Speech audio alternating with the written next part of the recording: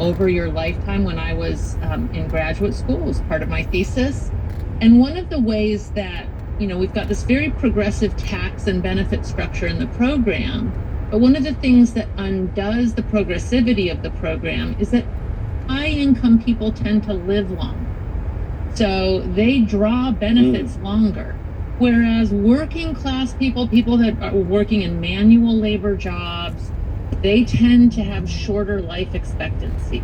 So the more we raise the retirement age, the harder it is on people. The other thing, and I know Steve is sympathetic to this because Steve and I have been through a few cycles, a few crises, if you will, in the macro economy. And when an older worker loses their jobs, they're the last person to get hired. They're often the first fired, last hired. And so a lot of people don't plan for for becoming unemployed. They become unemployed unexpectedly in their 50s, 60s, and it's a lot harder to find a job that paid what the job you left was. For those reasons, I don't favor raising the retirement age. I think I we should kind leave of it disagree. exactly where we are, where it is. Maybe I'm a little, I don't know what the word is, less humane about this. I see what you're saying about that, but look, people in general are living longer. It is true that wealthier live longer than lower income individuals, but lower income individuals also live longer.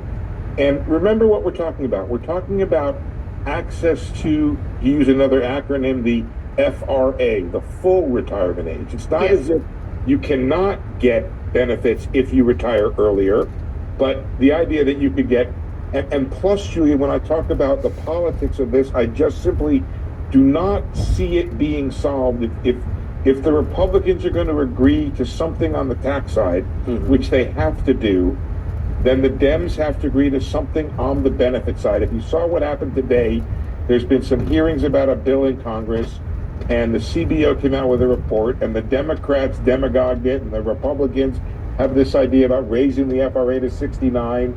It could be 68, whatever it is, but I just think if you're going to be realistic, and this, by the way, applies to solving the deficit problem, you're going to have some decline in spending, along with some increase in revenue. All of that's true. I'm getting the wrap. Well, because we have a full roster of calls right now. Let me sneak one more in here. And Edie, who is in Columbia, South Carolina. Edie, welcome to The Middle. What do you think about Social Security?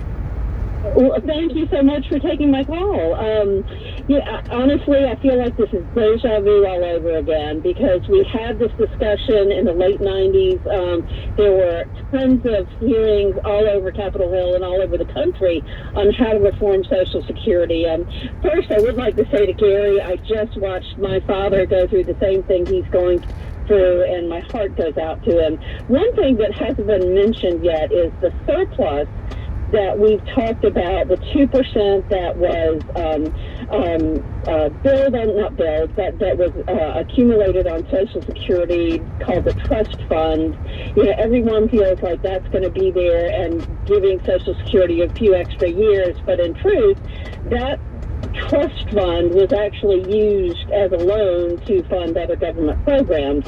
So, I mean, it's just taxing all over again. And, I feel like the Reagan and Tip O'Neill reforms weren't really reforms. They were simply tweaking around the edges.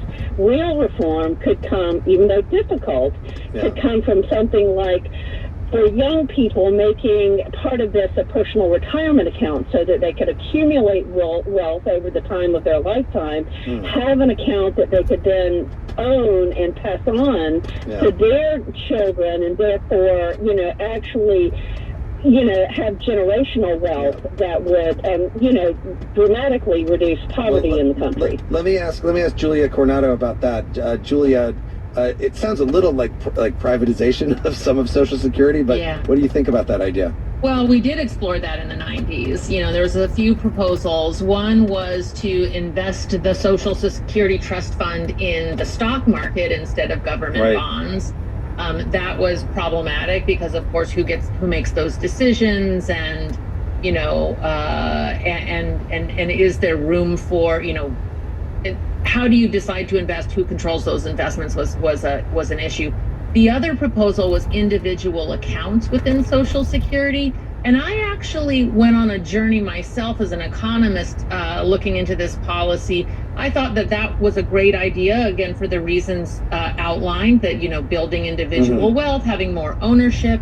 But the details of it, the cost, the administrative costs of individual accounts are astronomical. Yeah. Well, Tolliver, as we've been mentioning, Social Security started in the wake of the Great Depression. Yeah, the Social Security Act was signed into law by President Franklin Delano Roosevelt in 1935. Here's FDR himself. Because it has become increasingly difficult for individuals to build their own security single-handed, government must now step in and help them lay the foundation stones, just as government in the past has helped lay the foundation of business and industry. We must face the fact that in this country, we have a rich man's security and a poor man's security, and that the government owes equal obligations to both. Government, I love that. Government. A reminder, The Middle is available as a podcast in partnership with iHeart Podcasts on the iHeart app or wherever you listen to podcasts. And Tolliver, what are we listening to here? This is Fine Young Cannibals with Social Security, which is a song about Social Security. I love when songs are straightforward, you know, it's nice. More of your calls coming up on The Middle.